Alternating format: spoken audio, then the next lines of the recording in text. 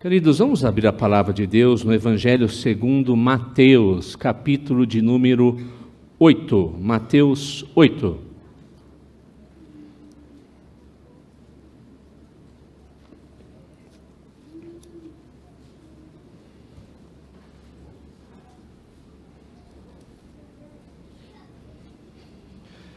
Evangelho segundo Mateus, capítulo 8, a partir do versículo 23.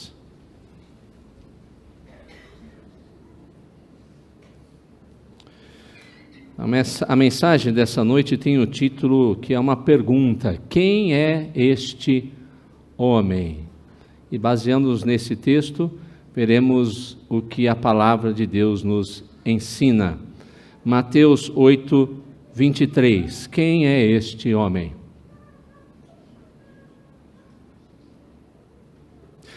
A porção da palavra de Deus, portanto, nesse trecho nos diz o seguinte: então, entrando ele no barco, seus discípulos o seguiram.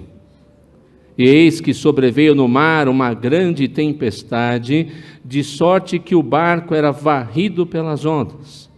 Entretanto, Jesus dormia. Mas os discípulos vieram acordá-lo, clamando: Senhor, salva-nos, perecemos. Perguntou-lhes então Jesus: por que sois tímidos, homens de pequena fé? E levantando-se, repreendeu os ventos e o mar, e fez-se grande bonança. E maravilhavam-se os homens, dizendo: quem é este, que até os ventos e o mar lhe obedecem? Feche seus olhos, oremos.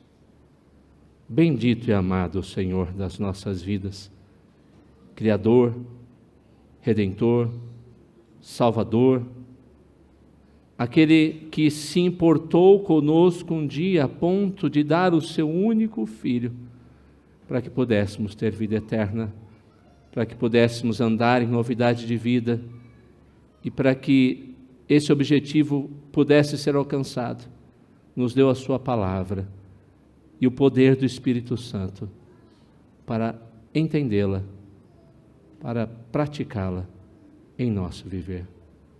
Tem misericórdia, portanto, de nós. Mortifica o velho homem que habita em nós ainda e vivifica o novo homem semelhante a Jesus Cristo. Isso só pode acontecer quando a Tua palavra é aplicada em nosso coração. Portanto, Espírito Santo, suplicamos, aplica a Tua palavra em nosso coração. Abre os nossos olhos espirituais para que vejamos as coisas como o Senhor quer que vejamos. E pratiquemos a Tua santa, bendita vontade. Oramos em nome de Jesus. Amém. O que torna Jesus uma pessoa tão diferente, tão peculiar? Principalmente em nossos dias, você pode tranquilamente ouvir falar sobre divindades, sobre espiritualidade. Talvez nunca esteve tão na moda a palavra espiritualidade, as pessoas buscando algum tipo de espiritualidade que possa supostamente preencher o coração delas ou a razão da sua existência. Você vai ouvir pessoas falando para isso, quem sabe, sobre Allan Kardec e os seus livros, sobre Buda, seus ensinos, sobre a sabedoria de Confúcio. Mas quando se diz respeito a Jesus Cristo, a reação sempre será diferenciada no que diz respeito a todos esses nomes que eu citei para vocês. Porque nenhum desses personagens, ou nenhum outro personagem da história, e principalmente no que diz respeito às religiões no mundo, disseram a respeito de si mesmos aquilo que o Senhor Jesus disse de si. Em virtude dessa realidade, alguns amam a Jesus, ou pelo menos dizem amá-lo profundamente. Outros rangem os dentes só de ouvir falar o seu nome e odeiam profundamente aqueles que dizem ser seus seguidores. Outros, às vezes até mesmo dentro da igreja, são completamente indiferentes para com ele. Com os seus lábios o louvam e o honram supostamente, mas o seu coração está indiferente, frio, distante do Senhor. Mas a grande questão nesse momento, nessa tarde já anoitecer, diz respeito a nós, a mim, a você. Para você, quem é Jesus Cristo? O que Ele representa para a sua vida? Que diferença faz estar ou não perto dEle, ou crer ou não nele? Afinal, quem é este homem para nós? E como ele é apresentado na Escritura Sagrada? E esse texto vai nos dar 3 lições que podem nos fazer refletir sobre a realidade do Senhor Jesus Cristo e nos desafiar a olhar para Ele não da maneira como nós queremos, mas da maneira como o Pai deseja, como apresenta na Escritura Sagrada. E a primeira lição que olhamos ao olharmos para esse texto é que este homem é aquele que zela por nós em todo o tempo.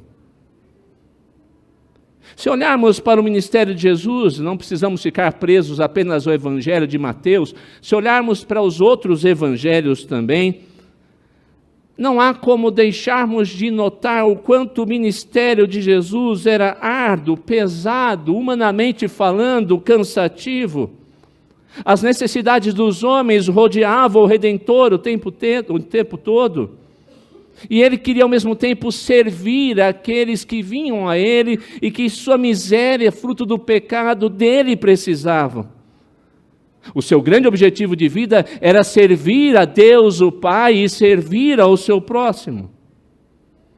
Jesus, então, nesse ministério, olhando agora para o contexto, depois de uma longa jornada de trabalho, indo para o outro lado da margem do Mar da Galileia, encontrou uma pequena oportunidade que dificilmente ele encontrava, de descansar, de reclinar a cabeça, de fechar os olhos, de, por alguns instantes, tentar renovar, humanamente dizendo, as suas forças.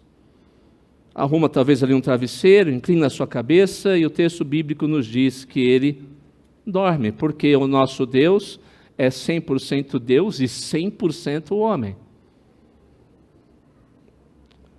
Um homem comum adormecido, um homem comum como nós, cansado, ao dormir, está inerte, inoperante, digamos até mesmo impotente, incapaz de saber o que está acontecendo no mundo lá fora, longe do seu sono, dos seus sonhos. Ele precisa renovar suas energias e forças. Mas não é assim com Cristo, mesmo precisando daquele momento. A Escritura Sagrada, no Salmo 121, se referindo a Deus e, portanto, se referindo a Jesus, diz: não dorme aquele que te guarda. Jesus dormia, sim, mas ainda assim estava cuidando dos seus. Mesmo com os olhos fechados, mesmo aparentemente precisando respirar, renovar suas energias, ainda ali está o nosso Deus, que não descansa quando o assunto é cuidar daqueles que Ele ama. Com sua mão forte, Ele segura a nossa frágil mão, mesmo quando aparentemente Ele está sonolento e dormindo. Os discípulos seguiam a Jesus, mas ainda não tinham, quem sabe, experimentado profundamente do seu cuidado, e principalmente numa situação drástica como aquela, no meio de uma tempestade, no poder dos ventos. E quando olhamos para essa história, aqueles que gostam de ler bastante a Bíblia e fazer comparação com outros textos, não tem como não comparar essa passagem com a passagem e o texto do profeta Jonas. Ela é muito semelhante. Jonas é chamado para ir a Nínive, capital da Assíria, para pregar um chamado de arrependimento àquele povo. Mas Jonas, quando é chamado, foge desse chamado, dessa vocação. No meio da viagem, em um navio, ele se esconde, desce. O texto bíblico lá em Jonas diz que ele fez o quê? Dormiu. Ele adormeceu. Só que ele colocou, por sua causa, toda aquela tripulação em profundo perigo. porque ele era um profeta humano, limitado, cheio de falhas.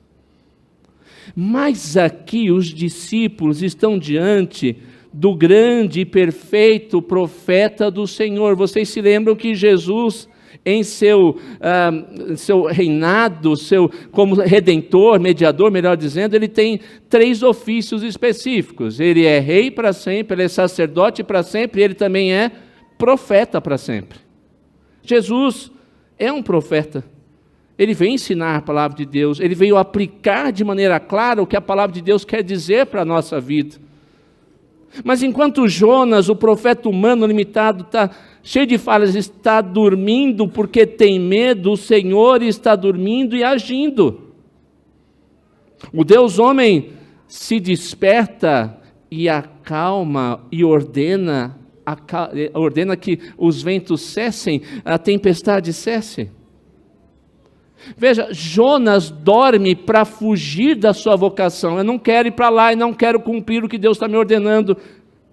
Mas enquanto isso, Jesus adormece por ter sobre seus ombros todo o peso, em virtude de querer completar, ir até o objetivo final, ele cumprir a vocação que Deus ordenou fielmente. Jesus tinha um objetivo determinado. Jesus chamou os discípulos para estarem com ele. Eu preciso ir adiante, eu tenho que ir para o outro lado, eu tenho que ir para onde o meu Pai me designou que fosse. E ele está no barco, e quando ele está no barco, queridos, tudo sempre está bem, não momentaneamente bem, sempre está bem. Ainda que as ondas sejam enormes, os ventos pareçam destruidores, Ele está ali ao nosso lado, cuidando de cada detalhe de nosso viver e principalmente daqueles que nós amamos. Ele cuida o tempo todo. Quando Jesus determina o caminho, o objetivo para nós, quando Ele diz, é o outro lado onde a gente tem que chegar, é lá. Nós chegaremos a esse caminho, esse objetivo de qualquer forma, mesmo que tudo pareça ir contra nós e contra o objetivo. As palavras do Senhor Jesus sempre se cumprirão, suas promessas sempre se concretizarão. O que Ele nos chama a fazer momentaneamente é reme, vai adiante, siga o caminho, continue a carreira que foi proposta a você desde o dia que eu te chamei. Ele disse para os discípulos, eu vou preparar-vos lugar. Ele foi nos preparar lugar. Nesse mundo caído, mal, nós passaremos dias difíceis, lutas, mas Jesus estará zelando por nós, e aquele objetivo que Ele estabeleceu e prometeu, sempre se cumprirá em nossa vida.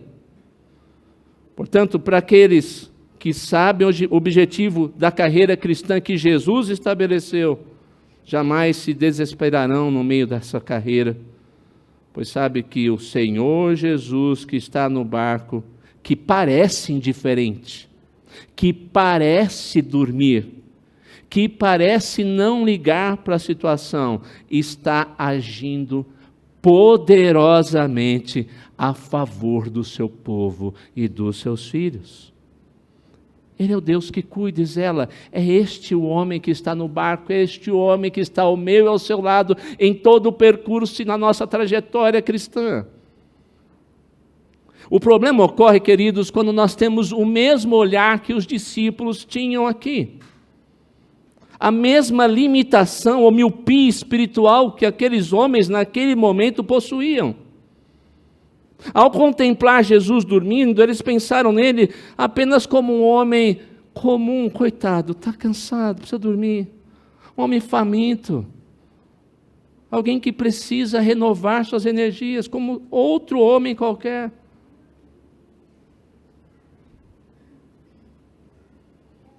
Não é assim com o Senhor Jesus Cristo.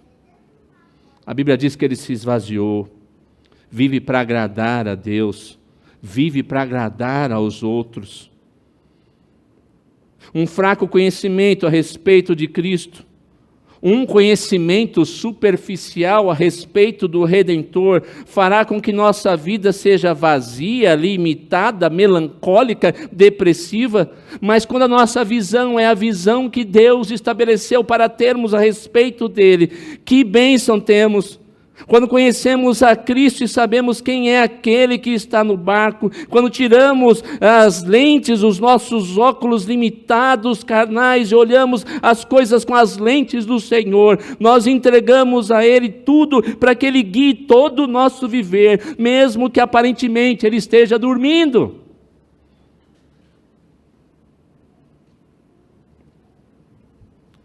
Os discípulos não se importaram em seguir a Jesus enquanto o mar estava calmo. Vamos lá com ele. Mas, quando a tempestade surge, o medo bate ao coração e as incertezas também. É em meio às tempestades que a vida traz que os verdadeiros discípulos aparecem.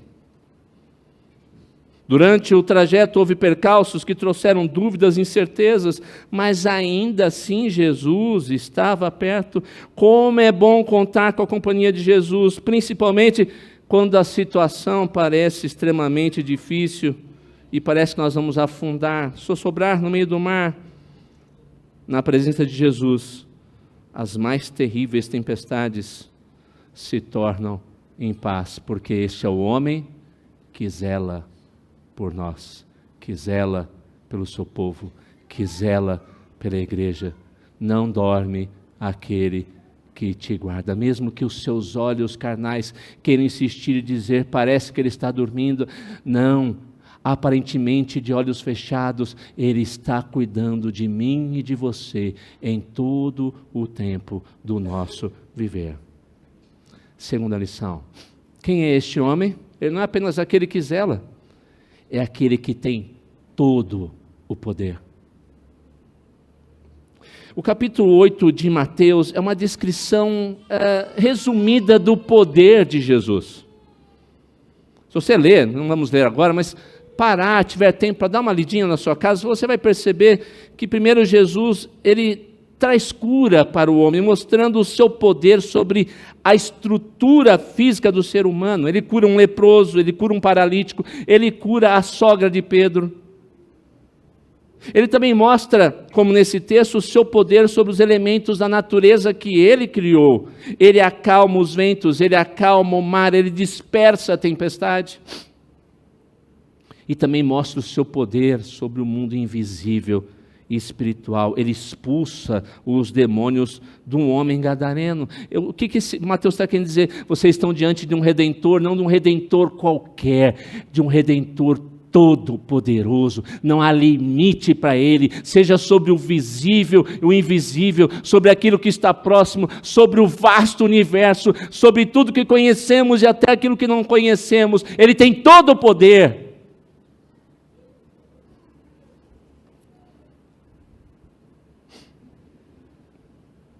Portanto, Ele tem poder sobre os elementos da natureza para acalmar o mar, a tempestade. E assim Ele se apresenta, ainda que aqueles homens não tivessem entendido naquele momento, como o próprio Deus Criador, preservador, providente, aquele que cuida de tudo o que fez. Você se lembra, por exemplo, em Êxodo 14, 21, quando o povo está diante do mar, o Senhor manda que o mar vermelho se abra e o povo passe a pés enxutos naquele lugar, porque Ele é o Deus que tem sua palavra até mesmo sobre a natureza. Quem criou tudo que existe, formou o mar e os ventos, tem direito de dominar sobre eles para a sua glória e para o bem-estar da criação e principalmente do ser humano. Mas também para manifestar ao mundo o seu absoluto poder. Quem controla o mundo material e o mundo imaterial, o mundo físico, o mundo espiritual, tem poder sobre todas as coisas. Quem tem poder sobre todas as coisas é todo-poderoso. Se você quiser usar outra palavra, pode falar onipotente, tanto faz. E quem é onipotente, o único que é todo-poderoso, onipotente, tem uma prerrogativa que só Ele pode ter e ninguém mais pode ter. Ele é Deus que está ali no barco. Mas o grande poder de Jesus se manifesta em algo que não está ao nosso alcance de forma nenhuma. O grande poder daquele Deus homem, o homem Deus que está no barco, diz respeito aos nossos corações.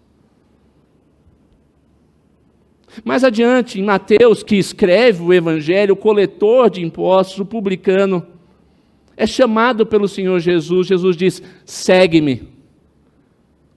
O poder de Jesus é tão extraordinário que ele toca no coração do ser humano, ele muda o coração, muda o pensamento, muda a vontade, muda a história, muda as estruturas, muda o nosso destino. Sim, Jesus manda que o mar se acalme, a tempestade se dissipe, Ele manda que o vento pare, mas a sua grande preocupação não está em primeiro lugar com as questões da natureza, sobre as quais, sim, Ele detém e sempre deterá o poder. Ele quer exercer nos corações pecaminosos e endurecidos dos homens, é aí que Ele quer exercer principalmente o seu poder. Ele quer transformar de dentro para fora, chamá-los para se tornarem não em simpatizantes, mas em discípulos, seus seguidores. Ele é o próprio Deus conosco, o Deus que se fez homem para salvar o seu povo. Ele veio para salvar você dos seus pecados, do mal e da perdição eterna no inferno. É aí que se manifesta o grande poder do Redentor, o Senhor Jesus Cristo. Mas o que Mateus quer ensinar, nesse contraste que eu estou falando com vocês, é muito simples, algo parecido com o que acontece lá com Jonas. Quando Jesus fala para o vento, para, o que o vento faz? Para. Quando Jesus diz para o mar, acalme-se, o que o mar faz imediatamente? Se acalma. Quando Jesus diz para a tempestade, fique e acabe de uma vez por todas, a tempestade acaba.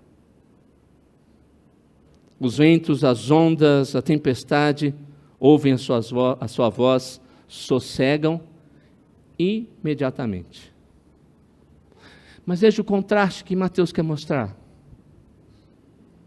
No entanto, você, e quem sabe muitas vezes eu também, ouvimos a mensagem do Senhor, e para aqueles que estão distantes de Jesus, ouvem constantemente a mensagem do Evangelho, dia após dia, domingo após domingo, já ouviu de um parente, já ouviu de um amigo, já ouviu na televisão, já leu alguma coisa a respeito, sabe pelo poder que o Evangelho apresenta que precisa se arrepender dos seus pecados, precisa crer naquele que detém todo o poder para dar vida eterna ou perdição eterna. Contudo, insiste em sua indiferença, em sua cegueira, em sua surdez espiritual, em sua dureza de coração. Como poderão os homens se desculpar no grande dia por não terem ouvido a voz do Senhor Jesus Cristo, se até mesmo os ventos, o mar e a tempestade lhe obedecem? Naquele dia, até mesmo os montes, as ondas, os ventos servirão de testemunha contra os que se recusaram a ouvir e se submeter ao Deus Todo-Poderoso, Jesus Cristo. Quem é este homem? É aquele que zela por nós. Em segundo lugar, é aquele que tem todo o poder. Em terceiro e último lugar, é aquele que ouve o clamor dos que suplicam o seu socorro. O mar da Galileia, na verdade, não é um mar, é um grande lago, cerca de 20 quilômetros de extensão, 11 quilômetros de largura. Ele fica num local muito sui generis, muito específico, fica perto das colinas de Golan. Não precisa guardar nenhum desses nomes, é óbvio. Mas o que interessa é o que acontece naquele lugar. Há um pico de mais de 2.000 metros de altitude, ali nas colinas de Gohan, que é o Grande Hermon, onde possivelmente a tradição diz que a transfiguração de Jesus aconteceu. Não sabemos ao certo, mas é o que dizem alguns, mas é um monte de pico gelado, com neve. Dessa colina, ventos repentinos surgem e mudam a aparência do céu de uma hora para outra e acabam com a absoluta calmaria daquele mar que é um lago. Só para você ter uma ideia, em 1992, uma dessas mudanças que trouxe uma grande tempestade, acabou com a calmaria do lago ou do mar da Galileia, provocando ondas de 10 metros de altura. A cidade de Tiberíades, que é ribeirinha, é próximo ao lago, teve danos significativos, um grande prejuízo para as pessoas que ali moravam. 10 metros de altura. Já se imaginou num barco com uma onda de 10 metros de altura? Muito possivelmente foi isso que os discípulos, juntamente com Jesus, encontraram. E Jesus está fazendo o quê? Dormindo. Mateus, ele quer ainda agravar mais a situação, quando ele se refere à tempestade usando uma palavra grega que nós usamos hoje para terremoto. Ele chama a tempestade de sismos. A gente fala hoje abalo sísmico, não é isso? Quando fala em terremoto, algo catastrófico que aconteceu. Ele está chamando essa tempestade catastrófica, terrível, para mostrar a gravidade daquele momento. Um pequeno barquinho no meio de uma situação urgente, aterrorizante. Não é à toa, portanto, que quando eles olham para Jesus dormindo, eles dizem: Senhor, socorro, nós vamos morrer aqui. Estamos a perecer, a ser destruídos. No original poderíamos traduzir: Senhor, a nossa morte é certa, nós vamos morrer. Nós não devemos culpá-lo. Se eu e você estivéssemos lá, o que a gente ia dizer? Aliás, todos nós queremos lutar pela vida, temos prazer por viver, a gente quer fugir da morte. Só uma pessoa que está desequilibrada vai buscar a morte sem nenhum motivo. Mas mais cedo ou mais tarde, nós vamos ter que lidar com a morte, não tem jeito. O clamor por socorro e salvação só é emitido por alguém que sabe que está em situação de profundo perigo e prestes a perder a vida. Se eu, de repente, nesse meio de sermão, começar a gritar para vocês: socorro, me ajudem, me salve, você olhar para mim, pastor Laércio, ficou maluco, pega a camisa de força e leva ele embora. Porque não há motivo urgente pelo qual eu tenho que pedir socorro, salvação, ajuda, não precisa.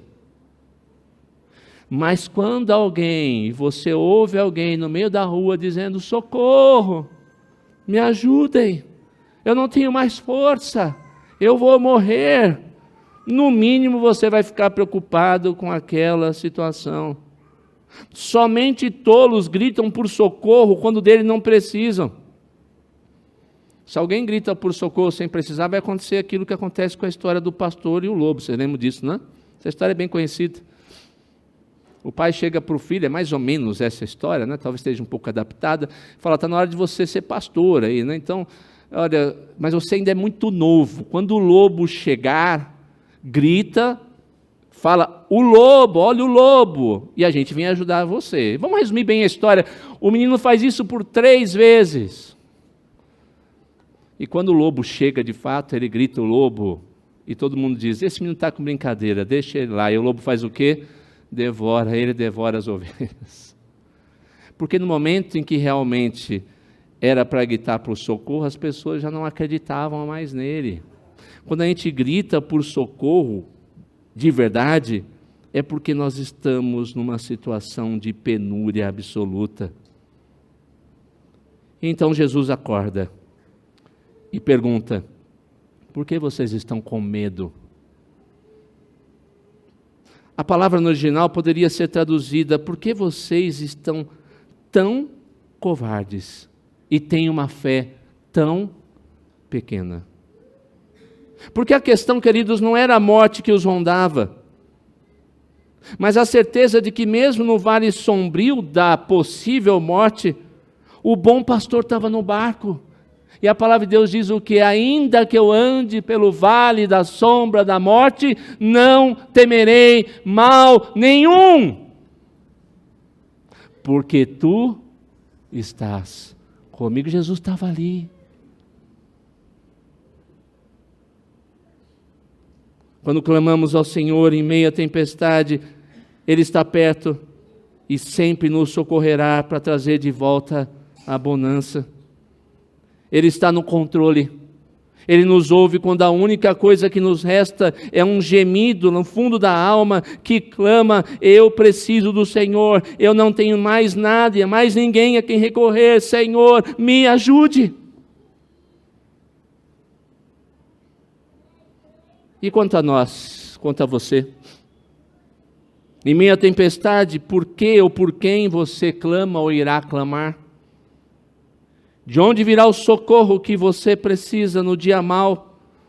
Quem confortará o seu coração e sua alma atribulados? Jesus estará no barco da sua vida? Ou a tempestade será enfrentada sem que haja esperança de que ela cesse e você seja salvo? Enfim, por quem você gritará por socorro? Com Cristo? Ou sabendo que Cristo está no barco? Tudo irá bem, porque o destino é certo e a vitória também. William Cooper, em uma das suas poesias, e aí eu termino, diz: Deus tem um modo misterioso de suas maravilhas realizar. Ele traça seus caminhos no mar para a tormenta cavalgar. Tomem alento, santos temerosos, as nuvens que tanto lhes metem medo transbordam misericórdia e derramarão bênçãos sobre suas cabeças.